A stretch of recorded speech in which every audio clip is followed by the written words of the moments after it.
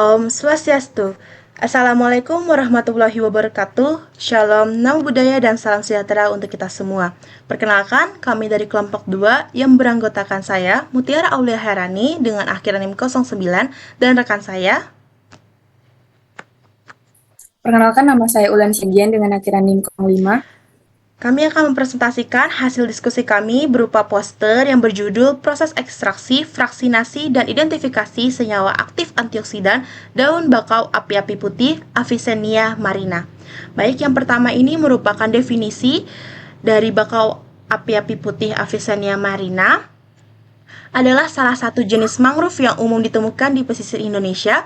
Masyarakat pesisir telah lama memanfaatkan daunnya sebagai bahan tradisional untuk pengobatan penyakit seperti hepatitis, kusta, luka bakar, dan rematik.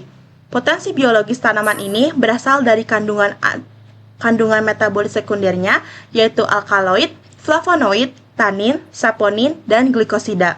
Senyawa yang diketahui memiliki aktivitas antioksidan tinggi ini berfungsi menetralkan radikal bebas penyebab stres oksidatif yang dapat menimbulkan berbagai penyakit degeneratif seperti diabetes, gangguan hati, kardiovaskular, dan neurodegeneratif. Karena itu, kami mengangkat judul ini untuk menentukan senyawa antioksidan yang terkandung dari daun amarina dan mengetahui metode ekstraksi dan fraksinasi untuk mendapatkan senyawa antioksidan tersebut.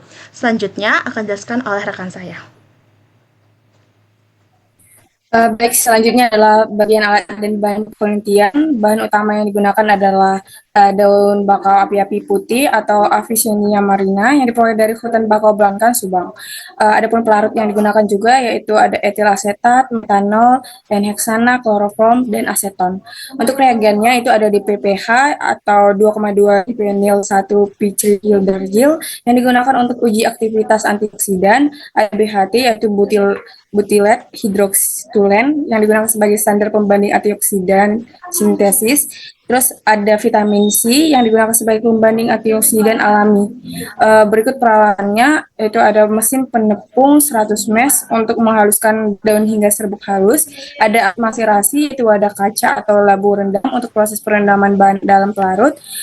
Selanjutnya ada KLP atau kromatografi lapis tipis, itu untuk analisis pemisahan senyawa dan penentuan elemen terbaik.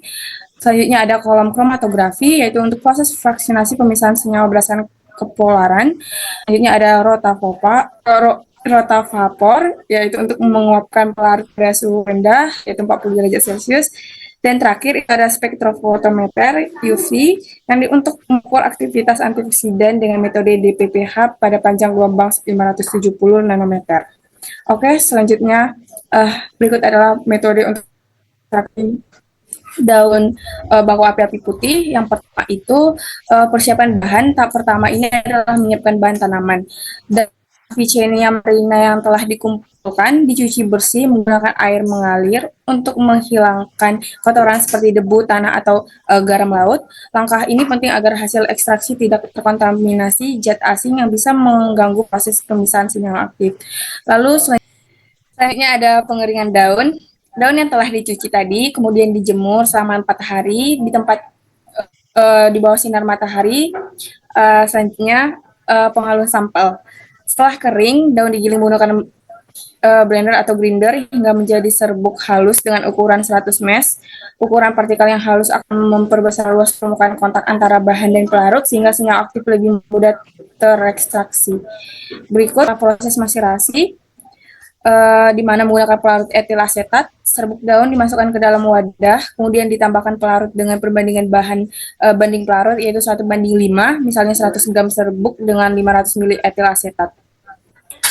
Campuran ini direndam selama 1 hingga 4 hari pada suhu kamar dan diaduk sesekali agar senyawa aktif larut secara merata ke dalam pelarut. Selanjutnya dilanjut dengan penyaringan atau filtrasi. Setelah proses perendaman selesai, campuran disaring menggunakan kertas saring untuk memisahkan filtrat atau larutan hasil ekstraksi dari ampas daun. Filtrat ini yang mengandung senyawa aktif terlarut dalam pelarut etil asetat, sedangkan ampasnya dibuang. Selanjutnya yaitu penguapan pelarut atau evaporasi. Filtrat yang diperoleh kemudian diuapkan menggunakan rotary evaporator, misalnya Bushi R210 pada suhu 40 derajat Celcius. Tujuan penguapan ini adalah untuk menghilangkan pelarut etil asetat sehingga tersisa ekstrak kental berisi senyawa aktif murni. Penggunaan suhu rendah 40 derajat Celcius penting agar senyawa yang bersifat termolabil tidak rusak. Selanjutnya dilanjutkan dengan penimbangan ekstrak. Ekstrak kental yang dihasilkan kemudian ditimbang untuk menentukan rendaman ekstraksi, yaitu perbandingan antara berat ekstrak yang peroleh dengan berat bahan awal.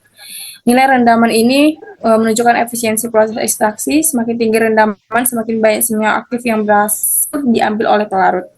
Untuk hasil akhirnya berupa ekstrak kasar berbentuk pasta berwarna gelap yang siap digunakan untuk tahap selanjutnya, yaitu fraksinasi. Ekstrak ini mengandung campuran berbagai senyawa bioaktif yang akan dipisahkan lebih berdasarkan tingkat kepolarannya. Baik, selanjutnya adalah proses fraksinasi akan bisa oleh rekan saya. Baik, untuk metode fraksinasi dari daun amarina ini, tahap yang pertama itu kan ekstrak kasar daun amarinanya itu diperoleh dari proses ekstraksi yang tadi menggunakan pelarut etil asetat, daun bakau api-api putih atau Avicennia marina yang sudah dikeringkan dan dihaluskan, diekstraksi untuk mengambil kandungan metabolit sekundernya berupa flavonoid, tanin, dan alkaloid. Hasil ekstraksi ini berupa larutan pekat berwarna gelap yang disebut ekstrak etil asetat, dan inilah bahan awal yang digunakan untuk tahap fraksinasi. Lalu yang kedua itu adalah KLT atau uji eluen terbaik, di mana sebelum fraksinasi dilakukan perlu ditentukan campuran pelarut eluen mana yang paling baik memisahkan senyawa di dalam ekstrak. Proses ini dilakukan menggunakan kromatografi lapis tipis atau KLT. Ekstrak itu ditotolkan pada plat KLT, kemudian dijalankan dengan beberapa kombinasi pelarut yang berbeda. Hasil pengamatan menunjukkan bahwa campuran etil asetat dan N-heksana dengan perbandingan 3:7 memberikan pemisahan spot yang paling jelas. Jadi rasio ini tuh dipilih sebagai eluen terbaik untuk proses fraksinasi selanjutnya. Lalu untuk yang ketiganya adalah kolom kromatografi fraksinasi, di mana tahap ini adalah metode kolomnya ini diisi dengan silika gel sebagai fasa diam, kemudian dialiri campuran pelarut terbaik etil asetat banding N-heksana 3:7 secara isokratik, yang artinya itu perbandingan pelarut dijaga tetap selama proses berlangsung. Dan selanjutnya ini larutan ekstrak kasar dimasukkan ke dalam atas kolom. Senyawa-senyawa dalam ekstrak akan bergerak turun di dalam kolom dengan kecepatan berbeda-beda tergantung pada tingkat polaritasnya. Lalu selanjutnya ini merupakan eluen yang dialirkan, di mana setelah ekstrak dimasukkan, pelarut atau eluen terus dialirkan perlahan dari bagian atas kolom.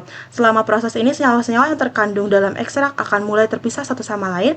Senyawa yang bersifat nonpolar akan keluar lebih dulu, sedangkan senyawa yang lebih polar akan keluar belakangan. Proses ini menghasilkan aliran cair yang mengandung senyawa terlarut disebut eluens. Lalu yang kelima ini merupakan pengumpulan fraksi, di mana fraksi F1 sampai F8. Cairan hasil elusi ini ditampung sedikit demi sedikit ke dalam tabung reaksi yang berukuran kecil sekitar 5 mili per tabungnya. Setiap 5 mili itu dianggap satu fraksi, kemudian diberi label berurutan mulai dari fraksi 1 atau F1 sampai fraksi 8 F8 dalam jurnal. Total volume eluens yang dikumpulkan adalah sekitar 130 ml. Setiap fraksi ini mengandung kelompok senyawa yang berbeda. Lalu yang keenam ini merupakan evaporasi atau penguapan pelarut, di mana setelah fraksi-fraksi dikumpulkan, langkah selanjutnya adalah menghilangkan pelarut agar diperoleh fraksi yang bentuk kental. Proses ini dilakukan dengan alat rotari evaporator pada suhu sekitar 40 derajat Celcius. Tujuannya adalah menguapkan pelarut tanpa merusak senyawa aktif yang mudah rusak oleh panas tinggi, yang hasilnya berupa fraksi pekat yang siap untuk diuji. Lalu selanjutnya ini merupakan hasil fraksi, di mana fraksi-fraksi yang telah diuapkan kemudian diuji lebih lanjut menggunakan KLT ulang untuk memastikan bahwa tiap fraksi memiliki pola spot yang berbeda, yang artinya mengandung senyawa yang berbeda juga. Jadi masing-masing fraksi itu diuji aktivitas antioksidannya menggunakan metode DPPH untuk mengetahui fraksi mana yang paling aktif dalam menangkal radikal bebas. Nah, nanti hasil dari ini tuh menunjukkan bahwa beberapa fraksi awal, terutama F1 dan F2 itu memiliki aktivitas antioksidan yang paling tertinggi. Lalu nanti juga ada spektrofotometer UV-Vis, di mana digunakan setelah tahap fraksi ini untuk menganalisis hasil mengukur aktivitas antioksidannya ekstrak dan tiap fraksi menggunakan metode DPPH ini. Nah, alat spektrofotometer ini tuh digunakan untuk mengabsorpsi larutan DPPH pada panjang gelombang 517 nanomikron sehingga dapat dihitung nilai isi 50-nya dan diketahui fraksi mana yang memiliki aktivitas antioksidan yang tinggi. Selanjutnya akan dijelaskan oleh rekan saya. Baik, selanjutnya di sini saya akan menjelaskan bagian hasil. Di sini ada 3 gambar. Gambar pertama itu merupakan rendaman ekstrak, di mana menunjukkan pengaruh lama waktu ekstraksi dari 1 sampai 4 hari terhadap jumlah rendaman yang dihasilkan.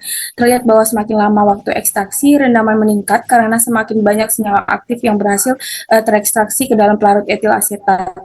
Ini menunjukkan durasi ekstraksi berpengaruh terhadap efisiensi proses ekstraksi. Selanjutnya, gambar kedua ini itu merupakan aktivitas antioksidan ekstra kasar. Di sini menunjukkan nilai IC50 kemampuan antioksidan dari ekstrak etil asetat pada berbagai durasi ekstraksi. IC50 lebih rendah berarti aktivitas antioksidan lebih tinggi. Dan dari grafik terlihat bahwa ekstraksi selama 2 hari menghasilkan nilai IC50 paling rendah, artinya aktivitas antioksidan terbaik terjadi pada lama ekstraksi 2 hari. Setelah itu aktivitas sedikit menurun meskipun rendah meningkat. Di sini IC50 itu merupakan inhibitor konsentrasi 50%, di mana merupakan konsentrasi sampel yang dibutuhkan untuk menghambat aktivitas radikal bebas sebanyak 50%. Artinya, semakin kecil nilai IC50, maka semakin kuat aktivitas antioksidannya, karena hanya butuh sedikit konsentrasi untuk menetralkan 50% radikal bebas. Selanjutnya untuk gambar ketiga, itu merupakan aktivitas antioksidan tiap fraksi. Grafik ini memperlihatkan aktivitas antioksidan dari fraksi-fraksi hasil vaksinasi, yaitu EF1 sampai F8 dibandingkan dengan ekstrak kasarnya.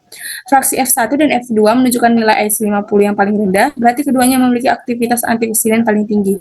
Artinya, senyawa aktif antioksidan utama dari daun bakau putih, api-api putih atau uh, Marina kemungkinan besar terkandung dalam fraksi-fraksi awal yang bersifat lebih nonpolar. Jadi kesimpulan umum bagian hasil ini, untuk bagian hasilnya itu menggambarkan bahwa waktu ekstraksi mempengaruhi jumlah rendaman dan aktivitas antioksidan. Ekstraksi selama 2 hari merupakan kondisi terbaik untuk memperoleh aktivitas antioksidan maksimum, dan vaksinasi berhasil memisahkan senyawa-senyawa aktif dari fraksi F1 serta F2 memiliki potensi paling tinggi sebagai antioksidan. Oke, selanjutnya bakal disampaikan oleh rekan saya. Baik, yang selanjutnya ini merupakan sekaligus penutup di mana identifikasi senyawa yang terdapat dari tanaman amarina ini menunjukkan keberadaan senyawa dari golongan flavonoid, steroid, dan tripenoid yang dikenal memiliki aktivitas antioksidan kuat dan potensi biologis tinggi sebagai komponen bioaktif alami. Di mana flavonoid ini tuh merupakan antioksidan yang kuat sebagai penangkal radikal bebas. Steroid ini stabilisator membran sel dan antiinflamasi, dan triterpenoid ini meningkatkan perlindungan terhadap stres antioksidan. Jadi ketiga golongan ini dikenal memiliki aktivitas antioksidan yang tinggi dan berpotensi sebagai sumber bioaktif alami untuk pengembangan obat antidegeneratif. Sekian presentasi dari kelompok 2. Kami tutup dengan Paramasanti. Santi Om. Wassalamualaikum warahmatullahi wabarakatuh. Shalom, namo buddhaya, dan salam sejahtera untuk kita semua. Terima kasih. Terima kasih.